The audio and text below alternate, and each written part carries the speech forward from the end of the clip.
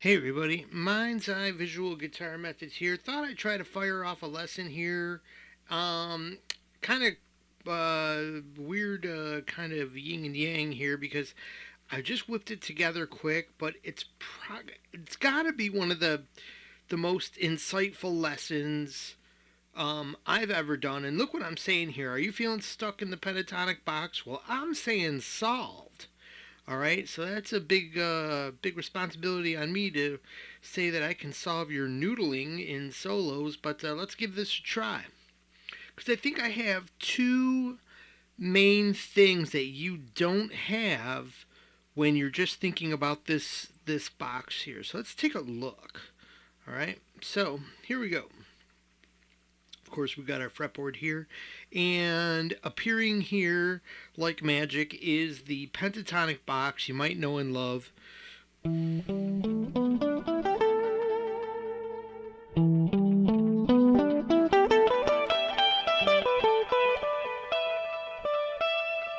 So, as you can hear, it's the basics of starting to solo on a guitar. Sounds pretty good, but after a couple of minutes, you're not doing anything too exciting.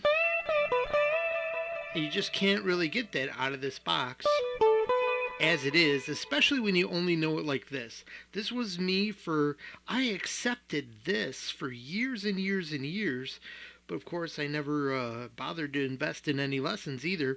Um, well, I did it early on, but I wasn't taught this. Anyway, but I was taught this basic shape, and I found that I could get into my favorite artists. Most of them, I could figure out what was doing with this box. But then there were other artists who made these other sounds that were probably something to do with this, but couldn't figure out, like Jimi Hendrix and stuff like that. But I could follow some other well-known guitarists play their solos just by kind of, even if they didn't make it originally in this box, you could usually figure out the solo by considering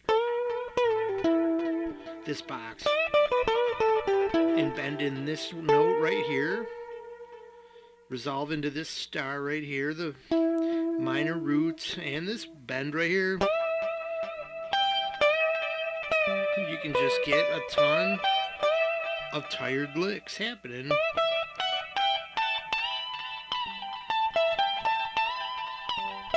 And especially if your bends are good.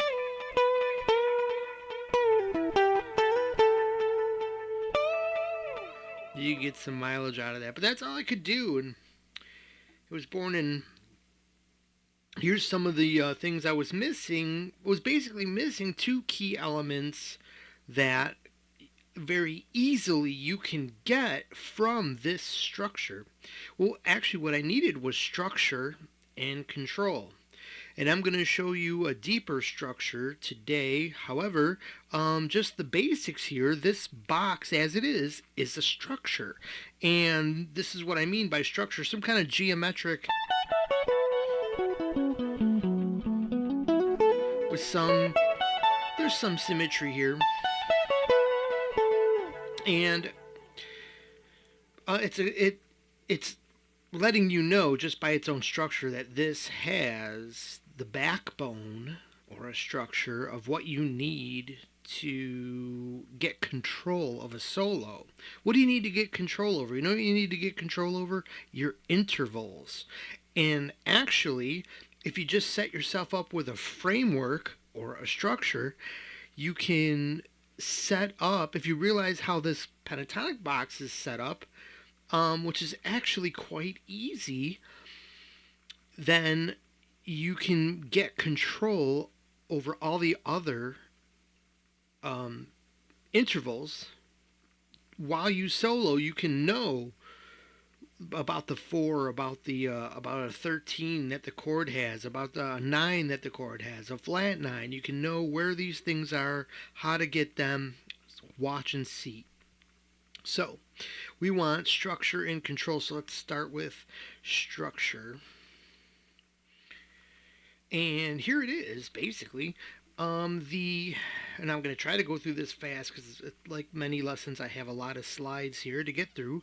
So maybe I'll gloss over some things, and I won't take some needed tangents to really get help anybody who gets lost. But if I haven't posted it already, I will make a lesson coming up here on the basic language that you're going to find all over this site that's going to make everything so much more understandable once you understand this little 12 bit language of music called intervals.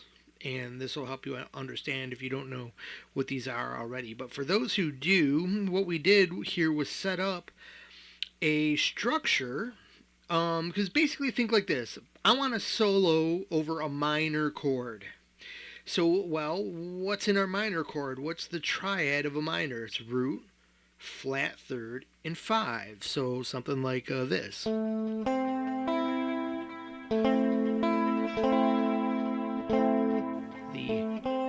A minor part of this bigger complete breakfast chord. Alright, so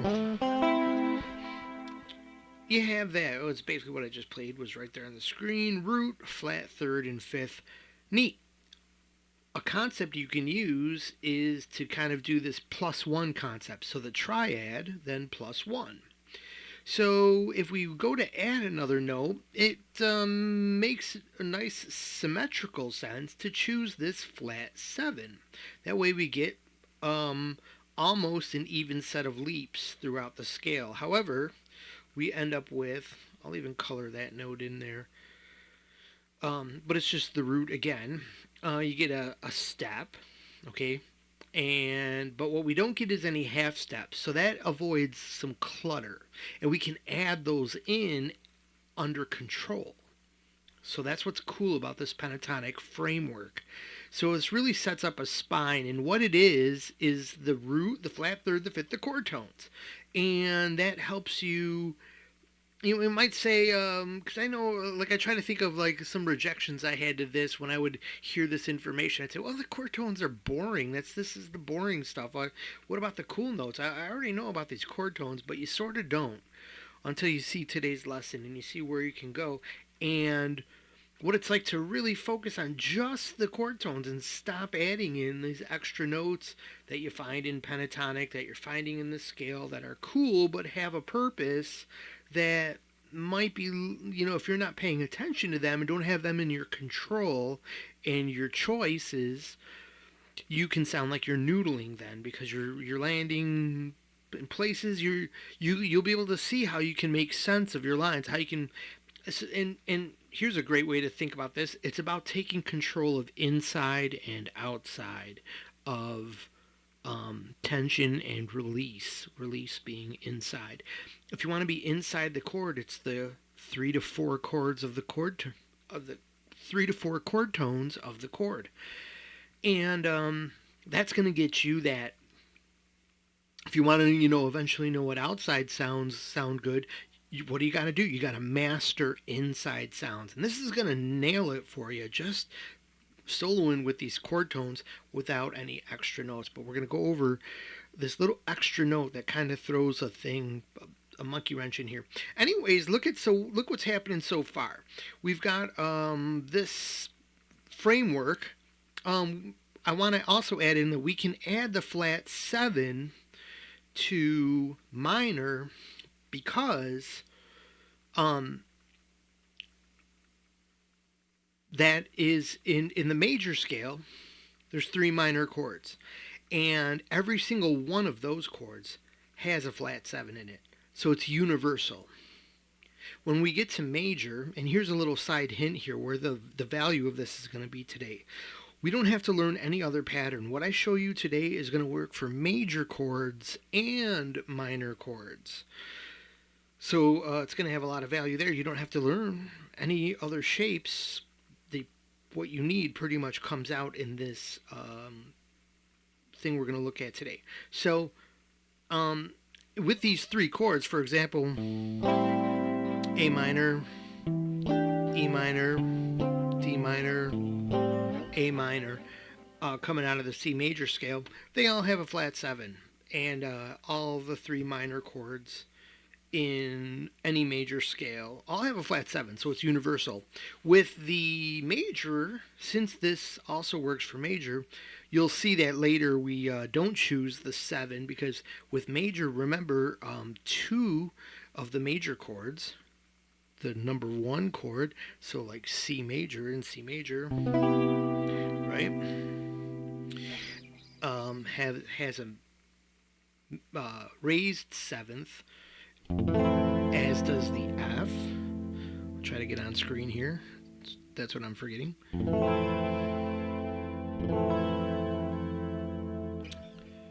Raised 7th, but if we get to the G, we got that flatted 7. So you'll see how later that it works out perfectly that you get that option on that note. So it's really cool. Let's go on here. So notice that now all we do is we'll go back here. Notice this question mark right here. And we'll take a look at this real quick. The question mark, yes, we're going to get to that real quick. I got the 2s grayed out and the 6s grayed out because that's your only like choice area. Keep this in mind for later. It's coming up. We get this area where we've got like when we select the spine of or the DNA of the minor chord, we're left with these choice boxes here. I can choose if I want to make this a scale. Now I can choose. Do I want to add to my minor chord? So let's say A minor here. Do I want to add that flat 2?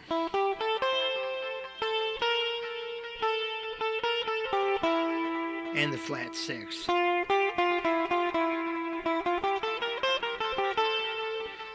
Or if I add one of the other choices, they're both higher notes.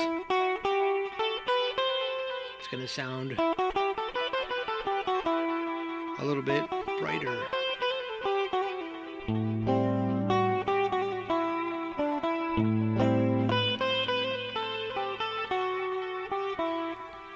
For that Dorian sound, but you don't have to know any of that to understand the lesson, but that's you can see how this concept I'm teaching you today it has implications to everything you're gonna really do, a lot of things you're gonna do on the guitar. So here we add in that 4. We have this big jump right here. So we talked about this. We're going to have control of these areas here. Great. So right over here, we have this big leap when we do this DNA thing. So we could add in another note here. If I add in a major 3rd with a 3rd, it's going to be weird because now you're blurring the line whether it's major or minor. So you wouldn't really choose that note as a step, something you're going to rely on to sound good. That's going to be a little bit of a tasty choice there. So the same thing with the 5. You're already suggesting that you have a rock solid 5 to go with your root. Why would you choose you might choose the sharp 4, kind of maybe, but it's not really going to sit well with the flat 3rd here. So or it's going to sound, all of these things have implications. So a chord with a root, a flat 3rd, and a flat 5th is a diminished chord, but you're also suggesting that it's not a diminished, so they're going to clash. There's going to be just a lot of crap confusion in the frequencies there. So why not choose the note right evenly spaced in the middle here? That works out good, and it doesn't really leave us a choice area. We just have basically a black key, if you want to think about it like that, as on a piano. So by the way, you can count out here, if you chose one of these notes, the other one would be a black key. So we'd have black key 2, black key 3, black key 4, black key 5 for all 5 black keys found on any keyboard as part of any scale, as part of all 12 notes. So there you have that. So we're going to say, okay, let's agree to go with this 4. And the 4 kind of smooths out the scale. Let's really take a listen here. And that's another big thing I really like about this lesson is I'm encouraging you to not just go, oh, okay, visualize this, here's that very mechanically. You need to listen to, you need to sit and play, and especially if you can get a backing track going and hear how the root sounds, the flat third sounds, the flatted seven sounds, the five, right?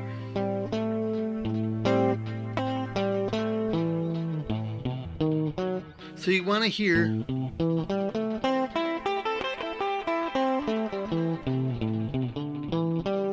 see, I did hit the four, but anyways, it's just out of habit there. But don't hit the four, right? And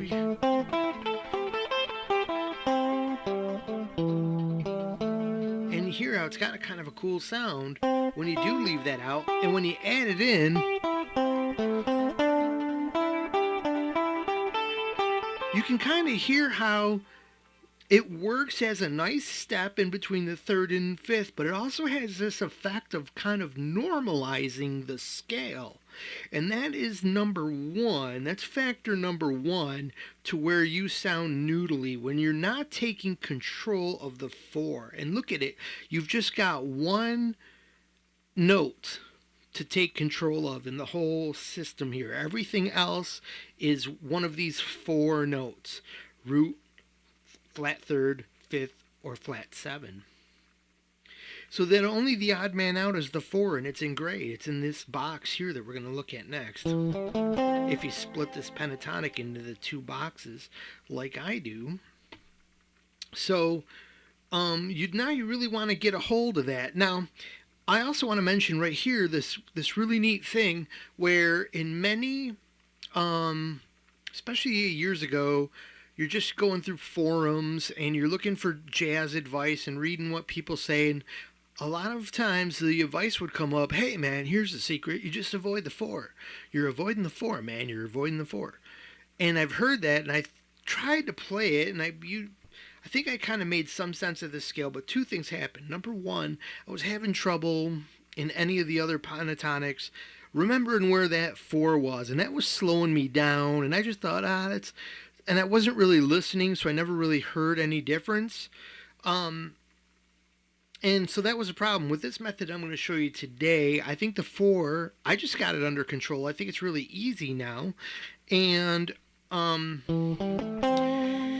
also noticed that, so it's not just avoid the four, but I can see what they were talking about. Here's minor.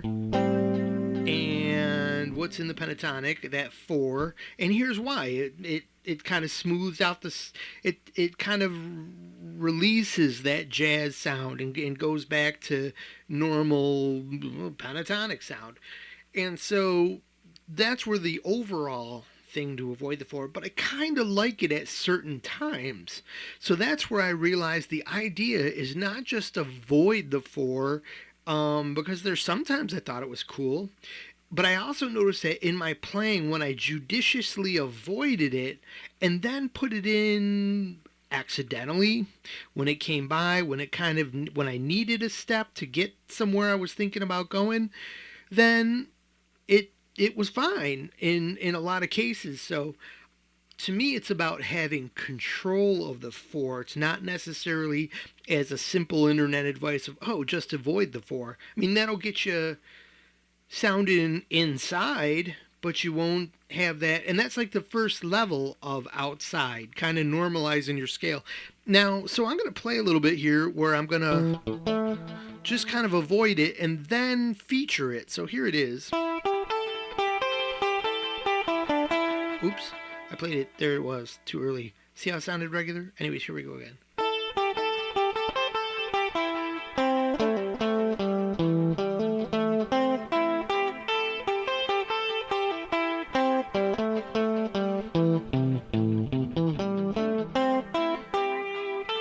So see, I'm kind of running right by it, so you kind of notice it's not there.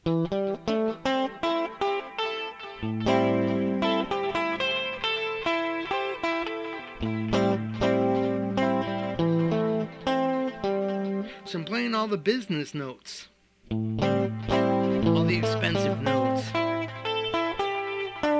Now there's that four. Sounds in reasonable enough, but it sounds plain. But I can use it as a go-to place. So like right here in the solo.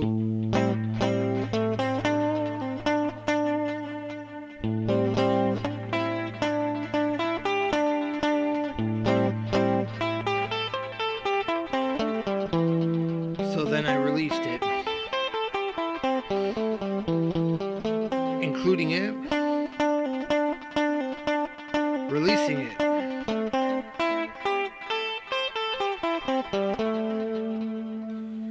So you can see it's someplace, it's like your first place to go.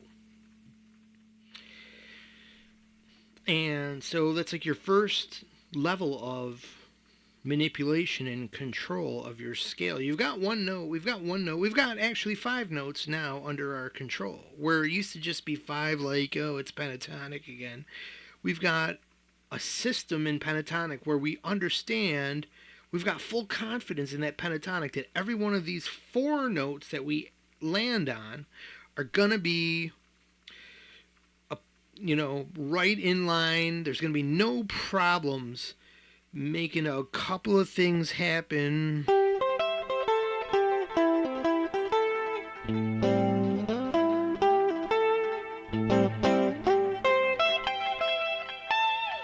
With 4 notes, you're not going to have a problem messing around. And so that gives us our first step. So let's break apart this. This is how I see the pentatonic for sure. So here in this box here, when we break that same old shape up, we've got the big box and the tic-tac-toe box.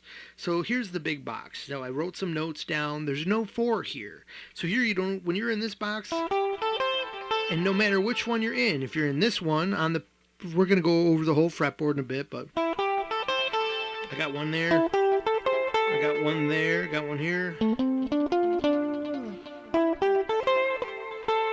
I played the wrong one there, but anyways, the why would that work? No, anyways.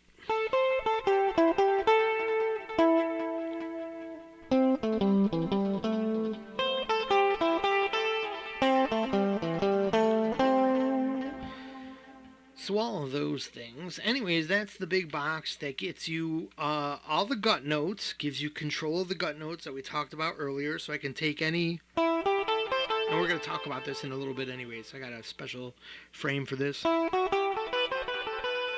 That's adding in some gut notes. Anyways, so you got the big box there. Oh, it's a dual arpeggio, by the way. So, like I said, this box system works for major and minor. We're doing minor now. We're about to get to major. And because of that, even in this simple 4-note box, there are 2 arpeggios, the minor arpeggio and the major arpeggio. What minor arpeggio? What major arpeggio? The compatible is not the word. The relative major and minor of any scale. In the key of C major, there's 3 relative scales. Remember, even though there's 7 notes and 7 chords, we discount one of them as that chord at the end there, that diminished, half diminished chord. Don't worry about that. And then we concentrate on the 3 major chords and the 3 minor chords. Well, each one of those is relative to each other. So in the middle, in the neutral scales, and that's why we use the major of this group. Let's say the key of C. You have C and A minor as pairs, and they're right here, A minor.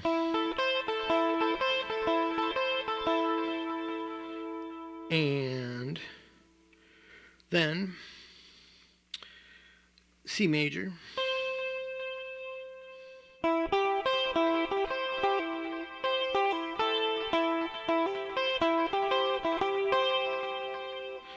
And this is, what's that? 3 root and a 5.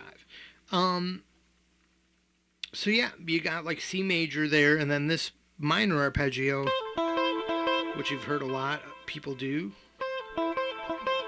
And know David Gilmour's known for that in a couple of solos. That's the A minor. Here's your root. All right, and what I should have put here also, it's what we need to know basically is this is the minor root and this is the major root. It's very important to know of this square. Anytime we find this square, even when it's on the between the G and B string, and it's got that broken box effect.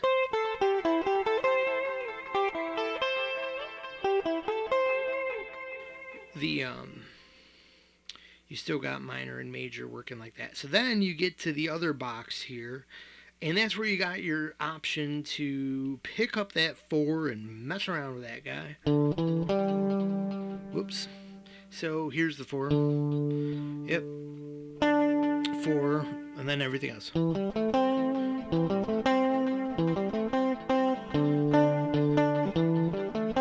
See how can you make 2 parts of that? Here's just the backbone of a minor chord, then the away note.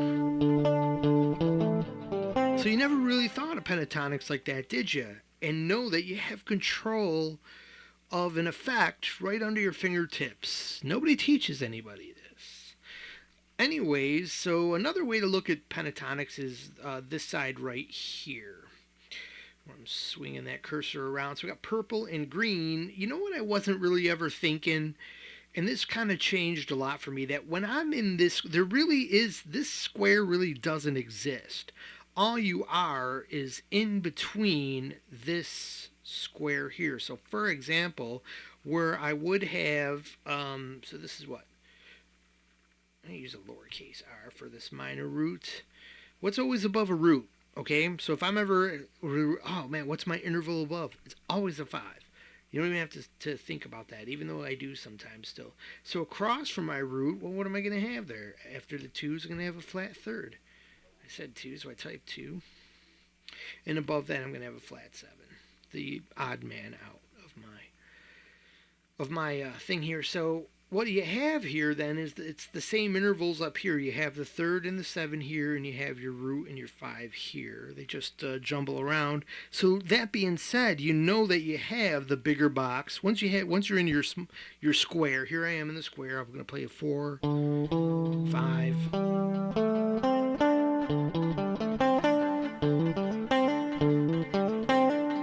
Now I know from up here. Here's where I'm circling it here. It's what I'm playing right now. And then over here, down here from this side, it's the same effect. And this comes up and helps us navigate the fretboard in a few other sheets here. So let's move on. So the kind of first thing we're going to think about here then is this neat little line right up here. So like the easiest place to most symmetrical place to find all of these 4 notes here is going to be right here. I'm starting with that, what is that? The flat 7 is going to be right there. And we're going to find our root right here. And then we're going to find our, what's always above a root? 5. And then we're going to find what should be our flat 3rd. All right, so you've got that first and foremost right there. Pretty cool, like a flagpole. And you can, there's your jazz. Minor grip, straight up and down, 5th fret, easy, or with a root on top as shown. So that's like a pole, and there's 2 flags or 2 road signs hanging off of it, or street signs. I'll show you here. So there we go. We got the bottom of that pentatonic shape, and plus the other shape that, if we go right back to the original sheet, remember I sort of knew that shape? Well, I know it a lot better, because I just never used to go back there either if I was playing a pentatonic. I was just always in here and never went. Took too long to stretch or whatever the case I had there was, but now we're doing this. So if I'm, or C,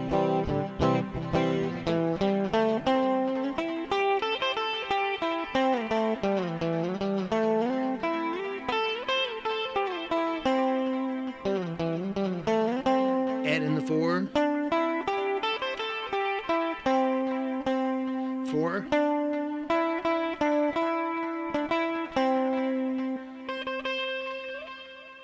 So yeah, there's that. You got basically consider this the first big box. Super easy. You've got your 4 notes here. You don't have to worry about the 4 unless you play this guy right here. We'll gray it out there like a gray 4 should be. Castle Grayskull. And so yeah, you got the big 4 right there. Same thing. It's a repeat. It's an octave repeat. It's the same box repeated.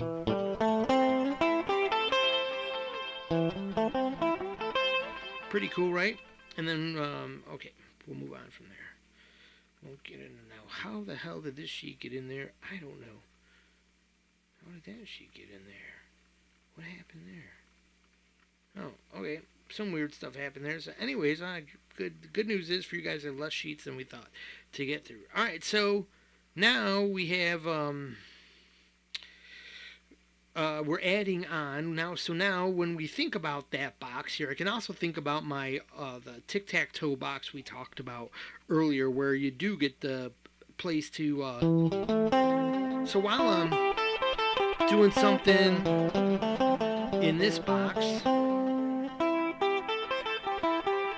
I might consider going here so I can grab that 4.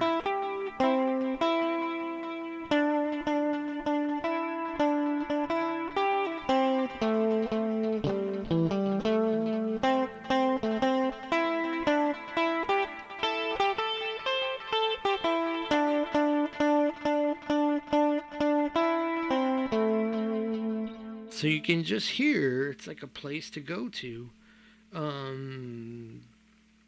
You know, has its moment. So, okay, so we know that. So we've got that grayed out. And we're going to concentrate on, I want to show you like these kind of like 5 visualizations I use to make this all one congruent thing. Here's the goal right now, in case we didn't know. I'm trying to make it so like I can very linearly and easily move through this whole concept, right? All the way up the fretboard on the top 4 strings, while knowing each little place I'm at, or actually 5 different little shapes, will get me every single possible box, 4-note box, that I can play in. And once I'm in any of these boxes, I know my control points, so I know all the intervals to control. There's no more guesswork. I know where I am in a solo without having to have a whole brain full of memorized stuff. So that's what we're going for here. So here we are back at the simple bottom of the pentatonic box, and there's legs, and these are like navigation legs. And also notice that it gives you the same interval. So right, since we're dealing with minor right now, so this changes when it's major. That's how the same shape can work for major. The intervals change, but that's coming up. So we're still flat 7 in root. So if I'm in the square, in the big square, and then you can hear it's all the same. Now, when I would have discounted that when I was younger. I said, well, that's all redundant, so why the hell am I going to memorize all that? I'll get it. I'll just stay in that one box. Who cares about being over there? It's the same note. But if you notice, there is a little bit of, first of all, you can do different things in these places. You're going to play a little bit of a different riff. So basically one extra note from the first thing and then this one, and they all have a different timbre about them.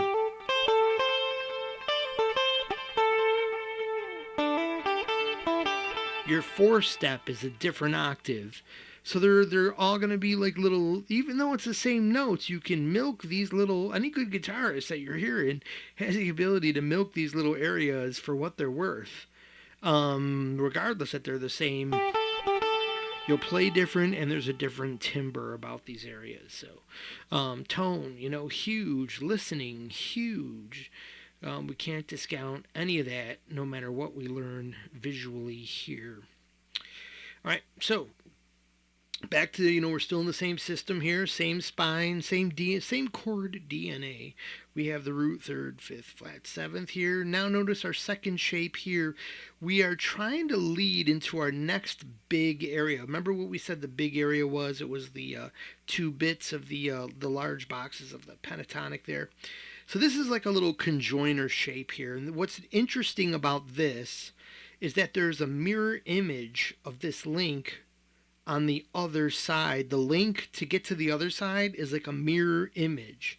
It's just the weird geometry that just shows up all over the fretboard here. It's really wild. That you only get here on Mind's Eye Visual Guitar Method. So remember to like and subscribe and leave a comment so you can guide me on what you really want to know out there. Because, none of you want to know this. You don't want to know how to master pentatonics, how to totally control your fretboard in a solo. What's that going to do for you? Stop noodling? Nah, just noodle everywhere. Everybody loves noodling. Okay, notice the arrowhead here. There is this cool arrow area that we're going to get to is like the only other, there's like two big areas and then these little connectors. That's all you got to know. And then the tic-tac-toe box that, where you get control of your four. So this connector here would be like right here.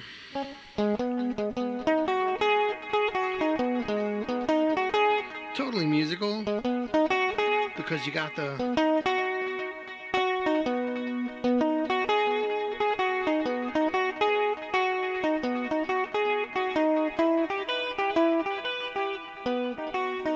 so right there I just tried to change keys to show you that you're going to use this a lot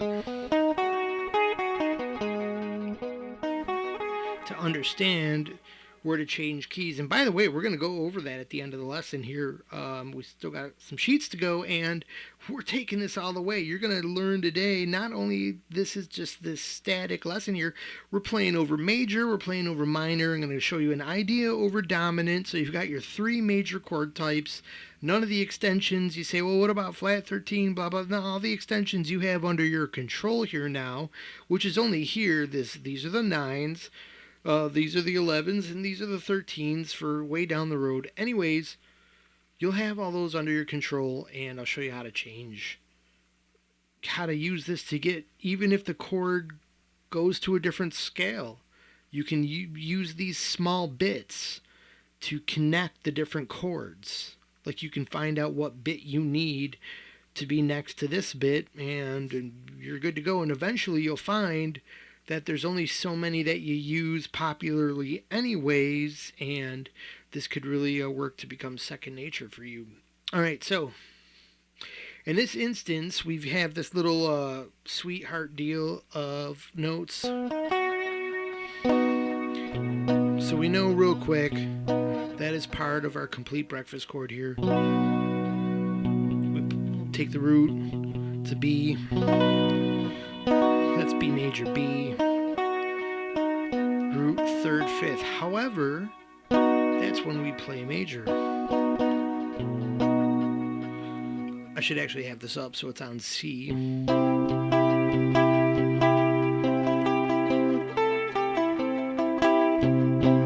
However, we're in minor, remember?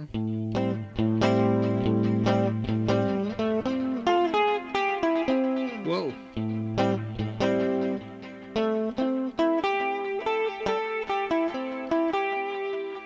So what do you got there then? It changes. It's a flat third. Sorry. We gotta play a C major. We get the minor third, the 5, and a flat 7. A C major triad becomes an A minor 7. Pretty cool, huh? So that's pretty wild. And that leads us, once we're playing this shape, we don't have to worry about how do I find that arrow place Mr. Mind's Eye was talking about. You're already playing it. You're squarely touching those notes. You're playing those notes. There, I got the arrowhead. Now I'm in the arrow. even out of it to the next shape. So let's move on here. Thinking you guys got it. If not, pause the video, write some things down. So somehow here, well, it's like a sheet is missing. What has happened? Well, I guess I must have made the sheets backwards. We'll go with this first. Anyway, so like when you get to this arrow system, this is what I'm talking about. This is I think is cool because it's really memorable. However, I was playing this a lot. I was like, what is this? This is a really cool thing. And it wasn't too long before I go, oh, this is the pentatonic scale with a note missing. And that's when I realized, I wonder if it's that 4 that they were always talking about. And guess what? When you line it up with minor, it's the 4. And then I listened, and then I said, oh. And I said, looked at the position that the note, I looked at where it was coming from. It wasn't in the chord, where every other note was in the chord. And it started dawning on me that this is the thing. That note needs to be in control, and this arrow system makes it real fun and easy to control it. Because I might not have remembered that in the jumble of remembering this pentatonic shape. I would stumble over, oh, which one is that for? Which one is that for? I don't need to do that anymore because I'm just going to play this cool arrow shape.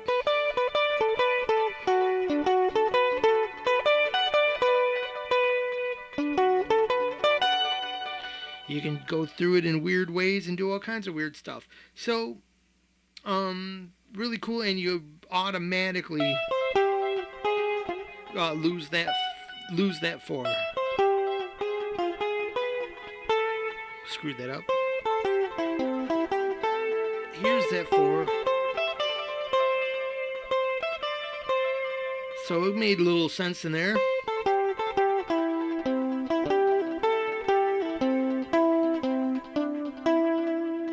To kind of smooth it out a bit. If I'm stalling in that shape for a little while, if I got a couple chords going by and they're not quick. It's another thing I wanted to mention. This will work great, probably best for chord changes where you're going to sit on a chord for a little while. Fast changes of jazz, there are probably some other methods that might be more suitable for that. But this can get you some clues into that too, I think. Because it is a quick way to jump into cover any major or minor sound, and you'll notice that when we get to the major, that it gets the 6 there, the C major 6, which is like kind of in the vein of Barry Harris. So that being said, we've got our next shape here. Oh, okay, we didn't go. We got to go backwards. There, outside. Once I'm to the other side of that arrow, the arrow pointing toward the pickups. As you can see, it's where the plus sign is right now. I am right into my other shape, which is kind of like a mirror image, sort of the other one. It's basically the same, but because you're on this string set, it's part of a minor shape.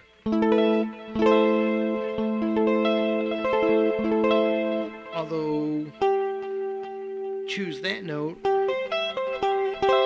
and now it's like C major, or A minor.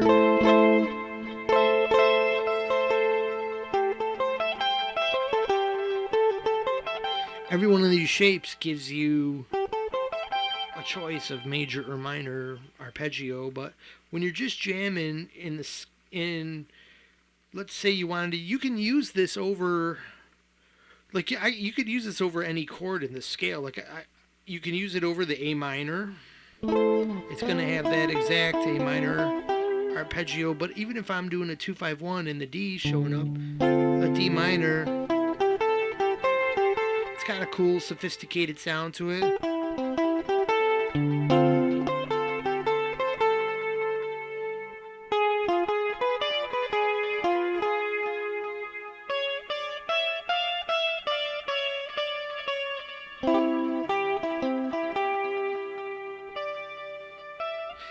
Being a little exploratory there. on your dime. Anyways, so on your time that you're spending watching this video. So let me concentrate here and move on with this. So there's our shape, and as you can see, that's I highlighted these green notes here to show you it's part of the larger shape. And here's I'll kind of when I'm in this shape, I'll usually, even though that 4 is right there, let me get it lined up a little better here. I kind of really know that now that that 4 is there. I'll usually avoid it when I'm playing this shape because I like that so much better.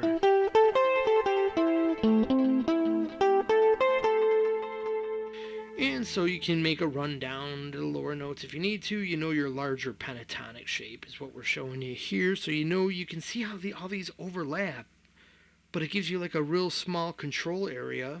So when you have the larger box here, as you can see here, the actual box is up here. So this is only half the box, but you still get one of the control notes here. You're at the top of the box, so that would be the 5.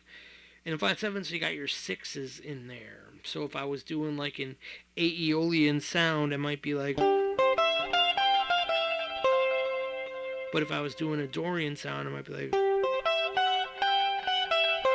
Well, that's even Lydian.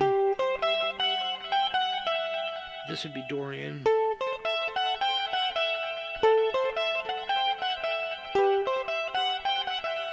You can almost hear that Simpsons in there. Alright, so it's that raised 4. And that's what we get. Because we did major, if you say, well, I thought you just said 6. We'll see later how the gut notes, the choices change.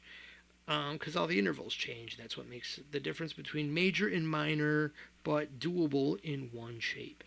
So anyways, when we get to those arrows, by the way, I don't know if I mentioned this, I had mentioned that each one of these systems or structures has both a major and minor arpeggio in it. So the arrowhead pointing towards the headstock is the minor, add in the tail, and you get the full. But also pointing toward the pickups, you get the 4-note C major 6 chord. C major triad, 5 root, major 3rd, and 6. We're going to talk about that. 6 and all that fun stuff in a second. Let's keep moving then. So we went over that sheet, our arrows that we were just talking about.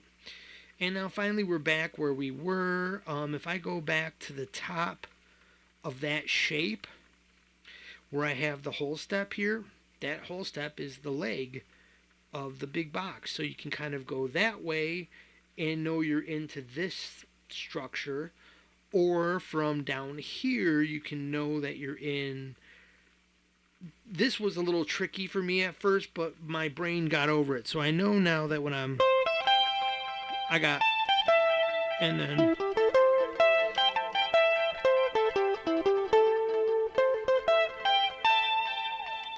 all that up there, plus just down below.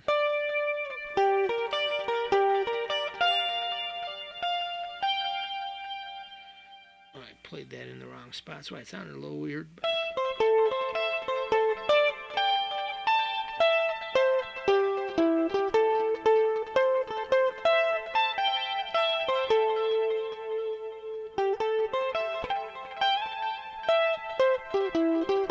You can just kind of follow a little line and you make a little musical trail.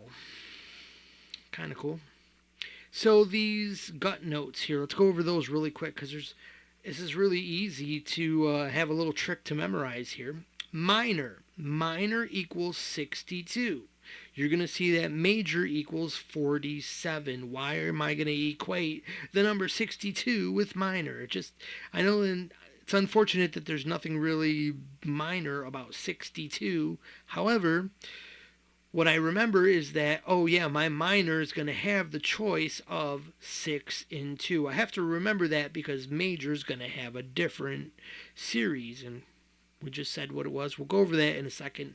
So we have the flat 6. We have a choice of 6s and a choice of 2s in any one of our main control areas. So that means in the key of C, this one here between the 1 and 2 strings, this one between 2 and 3, the broken box, and then this one.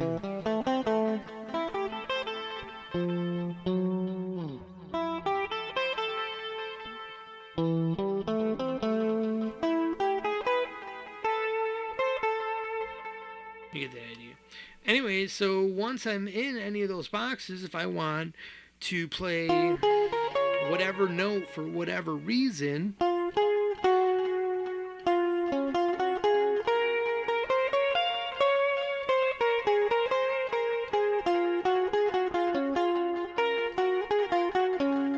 so I included the flat 6 and the regular 2 in there. If it sounded kind of normal, because that was like Aeolian. And that's another thing. I've got an A here, a P here, a D here, just to show you. This has modal implications. Now, I'll lose some people here that haven't experienced this, but this lesson is all over my channel. Its modes are this simple. It's really about the chord that's playing in the background. But if you want a way to conceptualize it, or just know, look, these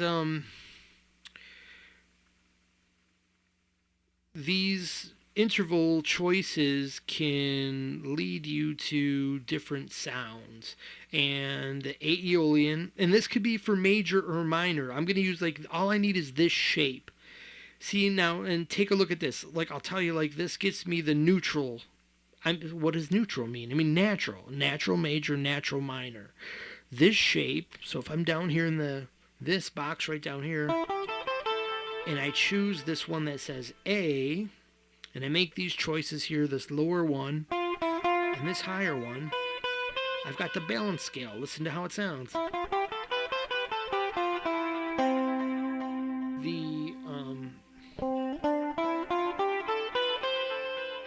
The natural major scale. And if we consider the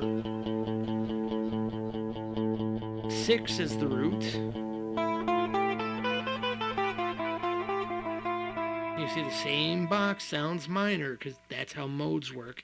So if I just play with a C root, it sounds major. If I play it with so there's a quick lesson in modes, all right? And you can see here, if I make those choices, that's what I get when I choose these notes. I'm going to hearken to Aeolian. Am I exact, or either natural major or natural minor? Am I actually playing an Aeolian? That's for you as the composer to analysts to figure out. It's just a choice you can make. And if other notes, if this plugs into the scale that you're playing, this is a choice you might want to make. If your chord for some reason is using these intervals for that moment, you just happen to grab an A minor from the C major scale for that one chord of your song, and the rest goes to a different key, well, you can know that this is what would work for that. But let's say you want a darker sound. Well, what can you do to go darker? You can move the note lower. The only option you have to go lower is the 6 can't go any lower. You're going to keep that lowered 6 and lower the 2, and then you're going to get a darker scale.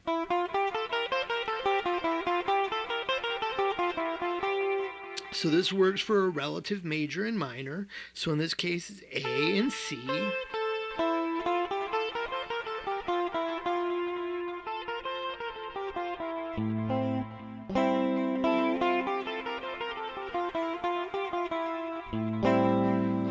That is a Phrygian. But let's say I make that C.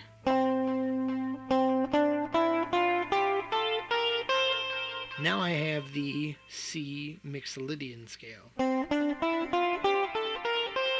Phrygian and Mixolydian are a relative pair. Just the same way, they're a darker relative pair. Phrygian is the darker minor, Mixolydian is the darker major, and they both use that same trick, just a different root note.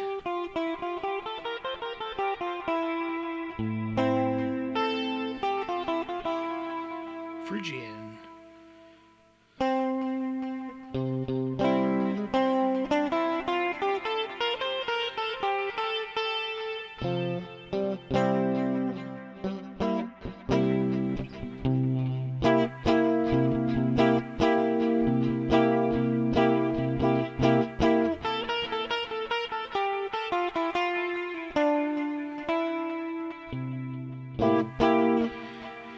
There you go.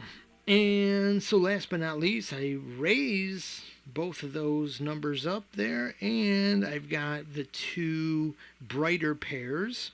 If we did A, that would be A Dorian for A minor Dorian, or C major. What's the brighter major? While I stumble to think about it. Oh, you said Lydian. Hey, very good, very good. So you guys know what's up.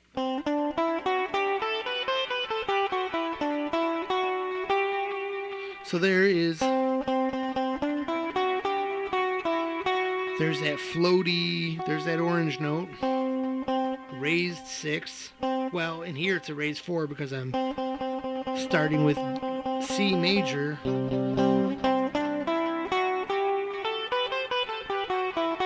To give you that floaty Lydian sound. But what if we go to minor?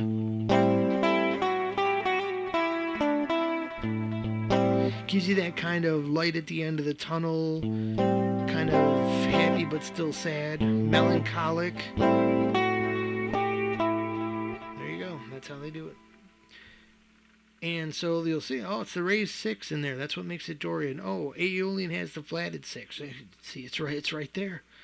And it's in the choice box here. So in your main control area, you have control now of your, basically, this is your only choice.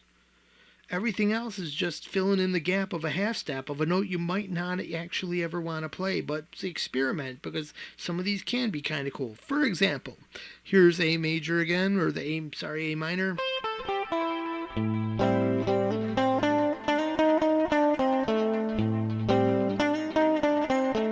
So you got that, there's that 4, sharp that 4, or the flat 5, whatever you want to call it. That blues sound. That's what that interval will do. What will this interval do?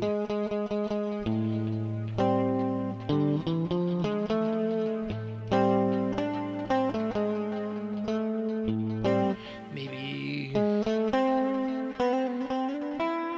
some fusion or something. I don't know, but it's got its kind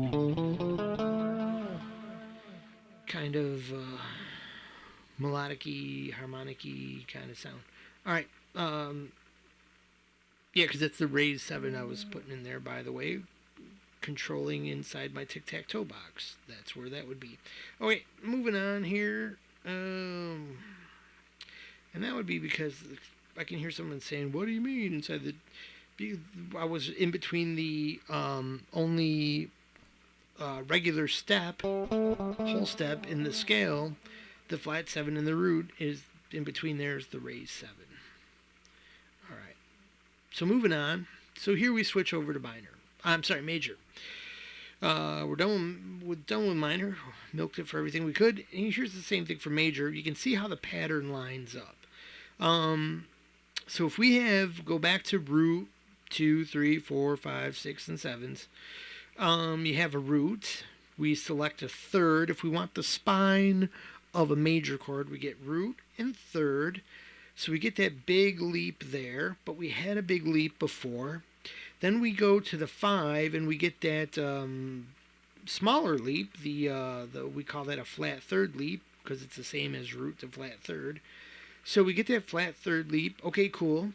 We moved a minor third. Then we get that step, and then we move another minor third, and we're back to where we were. So that is the same exact pattern as the minor, it's just the root move. Now you'll know this, many of you will already know this, because as you can see here where my cursor is, we're back at the A minor scale pattern with the same blues box, pentatonic box pattern. But if we put the root on this side where the C is, we get its relative. We get A minor's relative major, C major.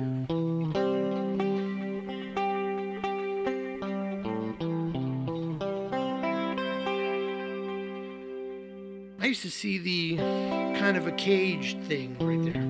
And you can know that too. It's great to know. But it didn't give me this. Cage didn't give me this. So anyway, so we can see here, for every time we have that big box here, we have, like we discussed earlier, we have the major and the minor. You can find her here. All right, yeah, you know that song. So, any time of year, you can find it here. At the bottom of the box, you've always got major and minor. This is going to come up in the last few slides coming up here that will help us switch keys and switch to any chord, play from one chord into another chord, any chord move into any chord, just about. Okay, so moving on here, so we can see that our control note here now is the 2. You say, oh man, how are we going to find the 2? Hey, don't worry, it's in the same exact spot the 4 was. It's the same exact spot of the scale. So once again, it's still the same scale.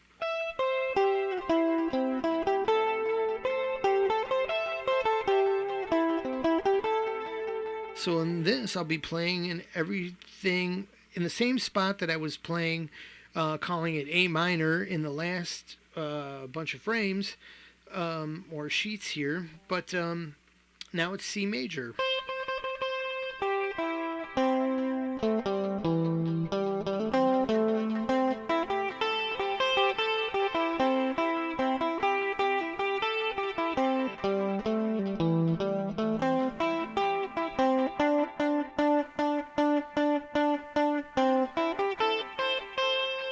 So here I went to that 2,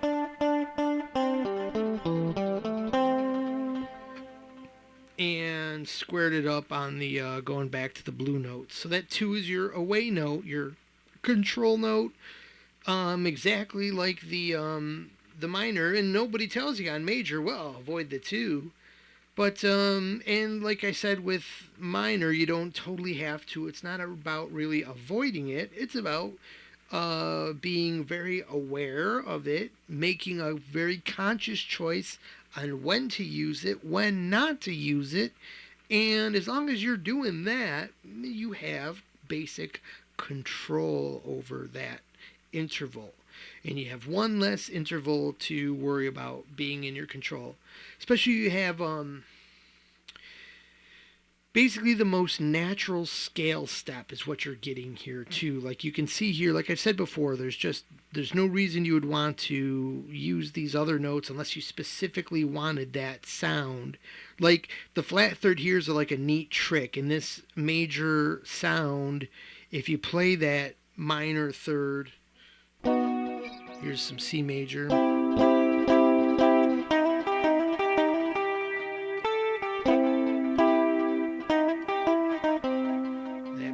Funky, fun, bluesy sound that many are familiar with.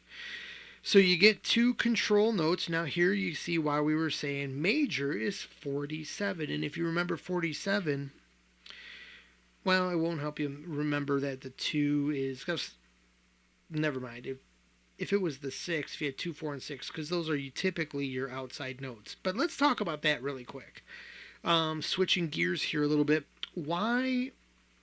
The fact that we've used the 6 for the major chord. We talked about that earlier a little bit. The fact that with the major chord, there's only 2 that have the regular 7, the raised 7, and 1 chord, the 5 chord, the special chord that we're always talking about and going to and coming back from, has the flatted 7. So it makes good sense here, perfect sense, that we have that as an optional control.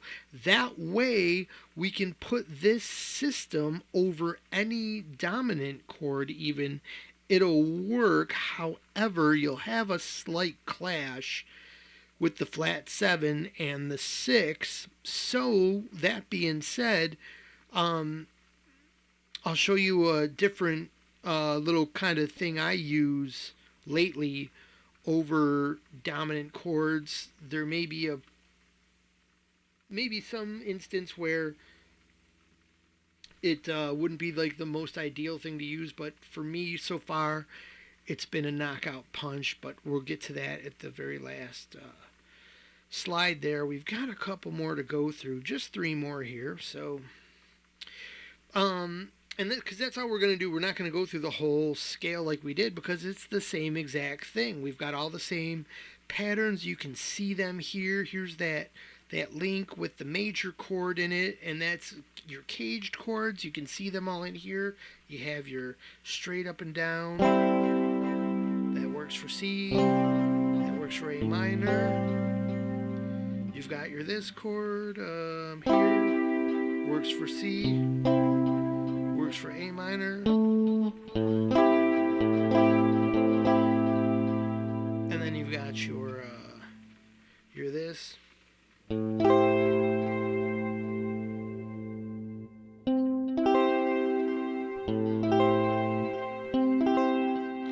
major. A minor 7. Alright, so why does the 6 work with C? Well, the 6, even though we're making one of these choices here, it's a nice congruent tone with the 6. I mean, with all the rest of the intervals, the root, the third, the fifth. The 6 seems to be a nice friendly player that doesn't involve pigeonholing us with one of the 7s. Then it wouldn't be compatible with dominant, and this is then compatible with. You can make your choice, because what's the other choice with the major chords, or the major scale? The C, let's talk about the key of C. C major, F major, and G major. You can see that on the circle of fifths, and those are all in the major scale. Those are the 3 major chords in the major scale: the 1 C, the 4 F, and the 5 G.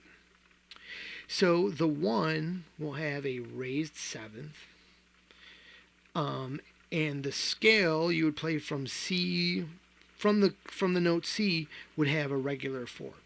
If you play the F chord, the chord has a raised 7th, but the scale run, because of the scale shape, new people will be like, well, how does it change? But because you're playing from a different part of the scale, the shape is changed, and now that shape includes this note instead of this note. So you have a raised 4, gives it giving that Lydian uplifting sound from the 4, the F, or any 4 from any scale. Lydian will sound like Lydian in any key. The G then will have that flatted 7, and then back to the regular 4 if you so choose to include that in your noodling over those chords. So you can see here in our control box, then you get exactly that. There's that 47 we're talking about. So we can get that stupid Copilot thing the hell out of there. So we got 4, sharp 4 in our control area, and the flat 7 and 7 in our control area. So we could, like, you can then also listen, play and listen. What is the difference between and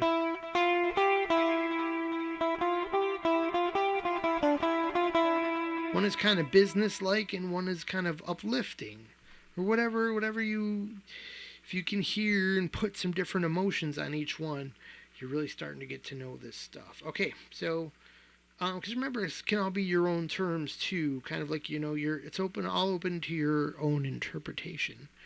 But I think as a general, you'll hear what most people describe. This is uplifting, this is lower, this is blah, blah, blah, darker, whatever. All right, so now let's change keys. Let's see how this system can totally do the impossible and help us change keys. This is as easy as it is, my friends. Think about this. There's really only two things that matter when a chord is changing from one chord to another chord that, let's say, is even outside of our scale system. And this is how any chord can be put next to any chord, regardless of the music theory. Theory tells you what really sounds good and congruent together, but it doesn't describe all music and all the different chords that you might like to hear together. It's up to you. You can just pick those out of thin air with no theory, no special recipe, no secret formula. Although there's some of those exist. And there's some of these root movements that you would probably rarely use unless you're like a film composer, and some that you probably will really commonly use or will find in a couple of different songs if they're a little bit unique. You know, like that Hotel California chord and stuff like that. You'll be able to construct a melody and do everything over all different chords. So all you need to do is know this. Any chord is going to have root movement, and your root movement is a choice, as an 11 possibility choice. You've already got one chord. Let's say you're starting with a C chord. All right, so you've got that one chord. You've got one tonal center happening, C. So you only have 11 other choices, only 11 other possible places that chord could go. Sounds like a lot, but let's check it out right here. For example, here's 1, 2, 3, 4, 5, 6, 7 places. You say, well, that's only 7, Mark. What about the other ones? Well, look down here. If I want to move my key, or my chord exists 2 notes down from my original chord, well, I'm just going to slide it down the fret. I'm going to take the same chord or a different chord shape, if it's, major to minor or dominant, whatever, and we can move it down or up too. So that's, maybe it's, on one hand, we don't have to worry about that so much. It's pretty easy. We're just moving laterally for 1 or 2 frets. It's not a big deal. So we kind of got those under our control. That's 4 of our choices right there. Pretty easy. And they're not really that common. I think most chords are going to move either like to a 6, to move a 5.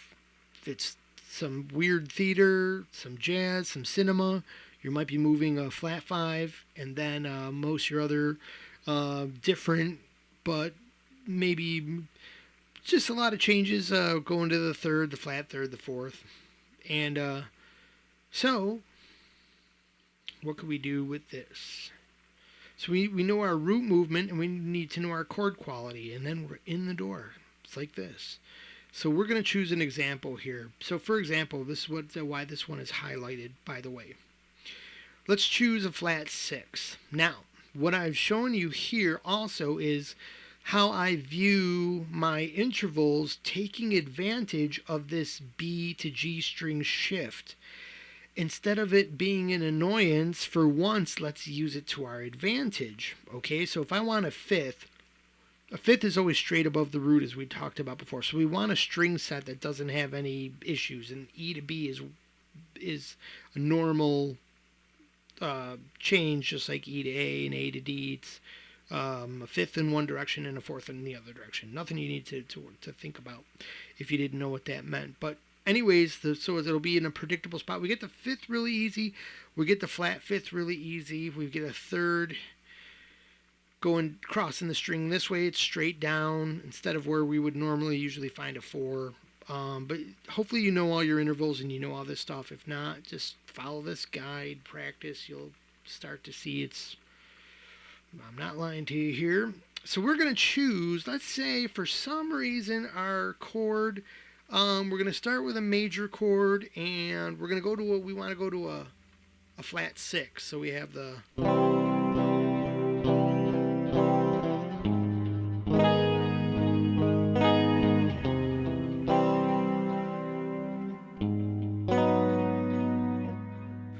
Well, I don't know why you'd ever moved that chord. It's pretty awful, but that's it. That is a not a great change there. Very strong change. The keys only share 3 notes, so that's a little bit more than if we just went to the 6. It'd be a little easier on our ears, I think. Let's try this.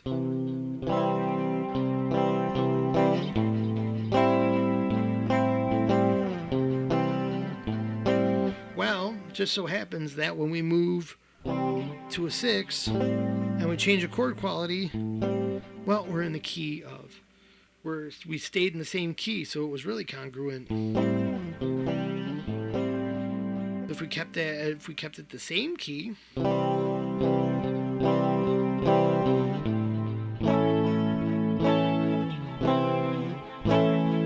I mean, maybe.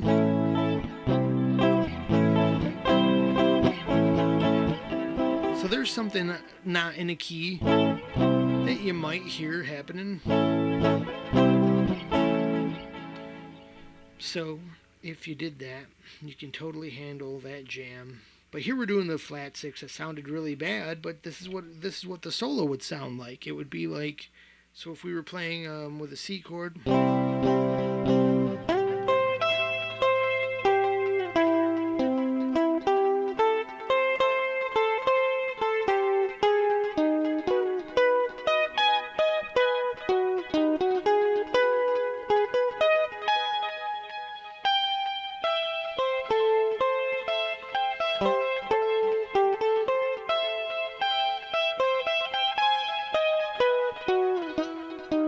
So that is.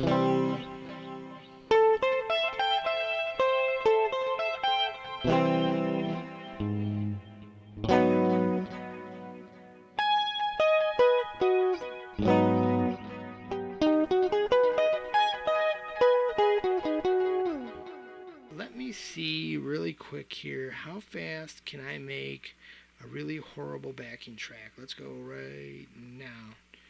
Well, turns out we gotta hit record arm, the recorder, and we're going to go. We don't have to worry about that. We're gonna have to do a count in here with a metronome. All right, let's go. All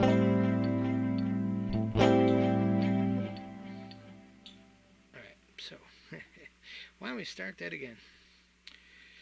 I'm going to try to make a backing track here, and we're going to make it pretty long here. Let's go for 4 bars here.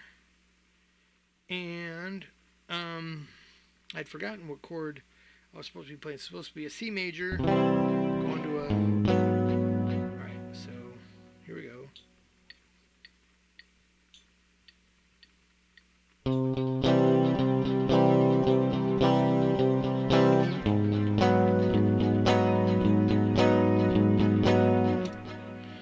So there's our backing track. Let's see how that works.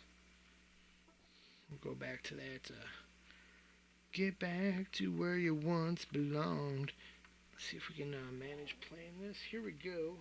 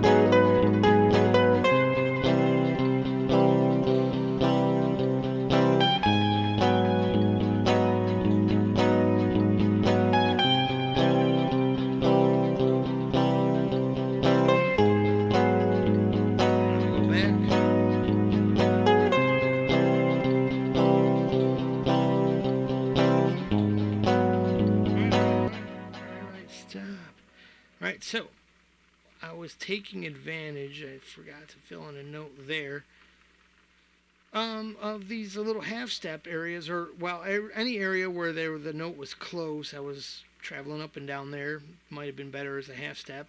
Same note, difference there. But, anyways, you can see, like, that's where your half step leading, your voice leading kind of area is, and there you have it. I was able to solo over two very mix match chords, but come up with something that worked pretty quickly and easily by understanding here's my root. I'm going traveling up to, this is my root movement, my tonal center, my tonal gravity movement, and I want a minor chord. So I'm going to have to figure out my shape.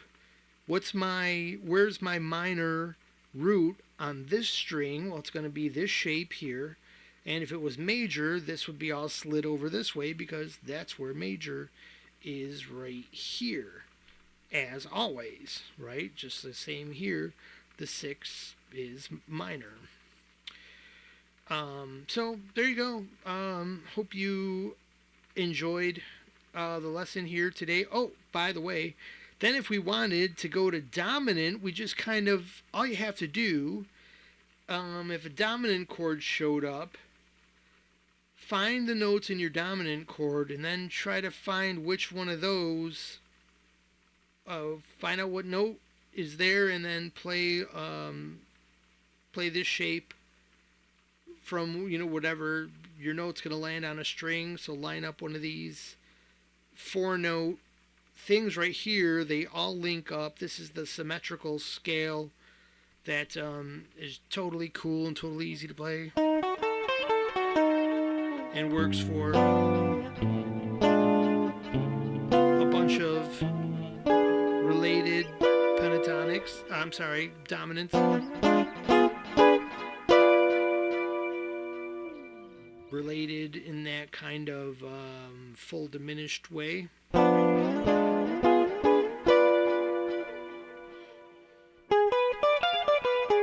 Which means that there's certain, you'd have to figure it out, but there's only two other places to play this. Like, you got all these, there's going to be only 3 patterns here. There's the one, move it a step, half step up, a half step up, and then you're back to where you were.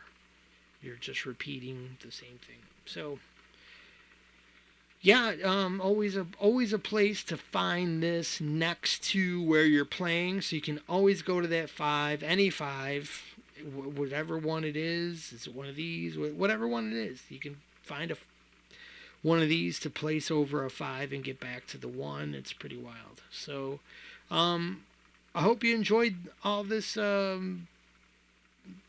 This was some crazy hour for you. I hope this was one of the most impactful lessons you've ever seen, because now you've got your fretboard and the intervals and the ability to change chords all understood. All you needed was this one lesson the whole time on all of YouTube. How about that? All right, I didn't teach you. There's nothing really avant-garde jazz here. There's no hip bebop. There's no not really. You might, some of these might bleed over into that understanding, but yeah, it's not everything, but still pretty good for someone who's kind of beginner. If maybe the ultimate point was you saw what you really needed to see out of this pentatonic scale, milking it for what it really can give you. All this stuff on your fretboard that we went over today, instead of just that gray know-nothing box that claim that you're bored with, and claim that you can't figure out how not to noodle. Oh, and speaking of noodling, yeah, here, great, and we'll wrap up the lesson with my last note here. Overall, don't forget the beat. We go over all this on this channel. We see all these amazing patterns, and it really gets our mind locked into wow, pattern. I'm playing the patterns. I got it all with patterns.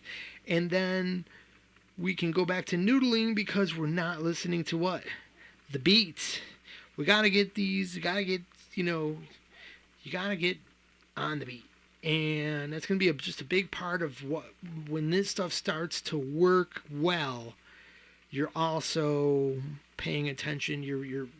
Because you want, if you're going to pay attention to the beat, we got to get this stuff kind of forgotten about, so memorized so well that you don't need to think about it. And how else are you going to do that by except breaking this stuff down into real manageable chunks using things you've already memorized, like the pentatonic scale? It just all works like that. So don't forget the beat while your mind is getting all these cool new shapes and stuff, and then keep your ears open. Listen to what you're playing. Listen to what, if you're composing something, what did you put in there for other instruments? What are other instruments doing? If it's live, what's your keyboard? What do they like to do? Now you can get with these instrumentalists and kind of know if your keyboard knows, some of these things, or even if they're just say, well, hey, I'm just making this sound, dude. I don't know the theory. You get that guy. You can still listen and hear the gut notes if they're making certain choices, what those choices are. You can lock in. You can choose to avoid them just by staying around and get through a lot of situations just by knowing the spine, this chord DNA thing that we showed with just the 4 notes. So, yeah, man, I hope this helped everybody. So thank you. Please, if this meant anything good to you, could you please give something to that buy me a coffee thing, because we really, really need it. We are in dire straits here in Mind's Eye Visual Guitar Lesson Land.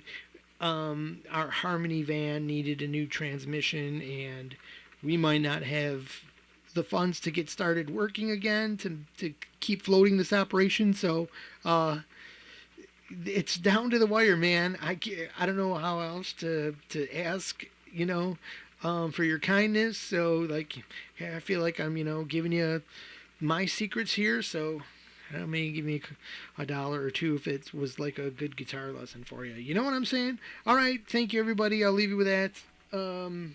And you like and subscribe, all that stuff. Thank you very much. Have a great day or night.